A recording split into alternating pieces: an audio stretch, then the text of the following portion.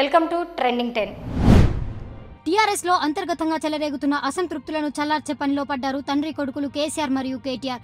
త్వరలో జరగబోయే స్థానిక సంస్థల ఎన్నికల సన్నాహకంగా ఏర్పాటు చేసిన టీఆర్ఎస్ పార్టీ రాష్ట్ర కార్యవర్గ సమావేశంలో కేసీఆర్ మాట్లాడుతూ ఎన్నికల అనంతరం జిల్లా పరిషత్తుల్లో డీసీబీలో అనేక పోస్టులు ఉన్నాయని ఎవరిని విస్మరించకుండా ఎవరికి చేయాల్సిన మర్యాద వారికి చేస్తామని భరోసా ఇచ్చారు.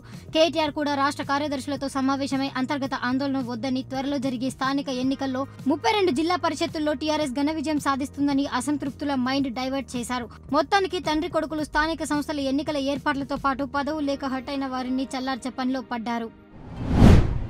గత కొంతకాలంగా భారత్ జట్టులో చోటు కోల్పోయిన cricketer Ravindra Jadeja alternative plan చేసుకున్నట్టు కనబడుతుంది. మోదీకి తన సంపూర్ణ మద్దతు ఉంటుందని, మోదీని గెలిపించాలని జడేజా ట్వీట్ చేశాడు.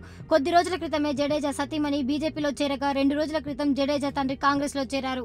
అయితే ఎలాగూ భారత్ జట్టులో చోటు రావట్లేదని బీజేపీలో చేరి వరల్డ్ కప్ బెర్త్ కొట్టేశాడంటూ జడేజాకు కౌంటర్లు పడుతున్నాయి.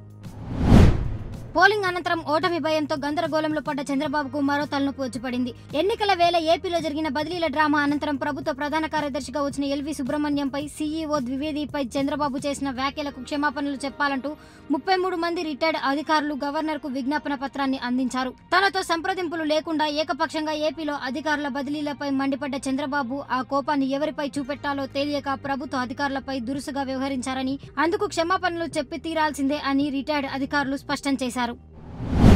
ఎన్నికల ప్రచారంలో నాయకుల ప్రసంగాలకు ఈసీ కళ్లం వేసిన సీతయ్య ఎవరి మాట వినను అంటూ గుజరాత్ బీజేపీ ఎమ్మెల్యే మాటలతో హద్దుమీరారు. ప్రతి పోలింగ్ బూత్ లో సీసీ కెమెరాలు ఉంటాయని, బీజేపీకి ఎవరు ఓటు వేశారో లేదో మోదీకి తెలిసిపోతుందని, ఆ తర్వాత వాళ్ళ సంగతి చూస్తారు అని అన్నాడు. అంతేకాకుండా ఎక్కడైతే బీజేపీకి తక్కువ ఓట్లు వస్తాయో ఆ ప్రాంత అభివృద్ధికి తక్కువ నిధులు కేటాయిస్తారని చెప్పుకొచ్చారు. యోగి ఆదిత్యనాథ్, మాయావతి లాంటి వ్యక్తులకు ఈసీ క్లాస్ పీకి ప్రచారం చేయకుండా నిషేధం విధించినా బుద్ధి తెచ్చుకొని ఈ గుజరాతీ ఎమ్మెల్యేపై వెంటనే చర్యలు తీసుకోవాలని ఎన్నికల సంఘానికి ఫిర్యాదులు అందుతున్నాయి.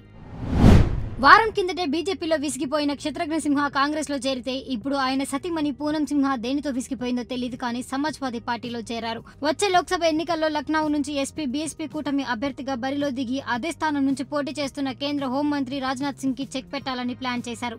రాజ్నాథ్ కి పోటీగా బలమైన అభ్యర్థి కోసం అన్వేషిస్తున్న మహాకూటమి నేతలు పూనం సింహ రాకతో రెట్టింపు ఉత్సాహంతో ప్రచారం చేయనున్నారు. మొత్తానికి ఇటు కాంగ్రెస్ నుంచి క్షత్రఘ్న సింహ పోటీ చేస్తూ, అటు ఎస్పీ నుంచి ఆయన సతీమణిని పోటీ చేయిస్తూ సంసారాన్ని ఆర్థికంగానే కాదు రాజకీయంగా కూడా బ్యాలెన్స్ చేయాలని తెలియజేస్తున్నారు. ఇవాళ ట్రెండింగ్ 10. Keep watching T10.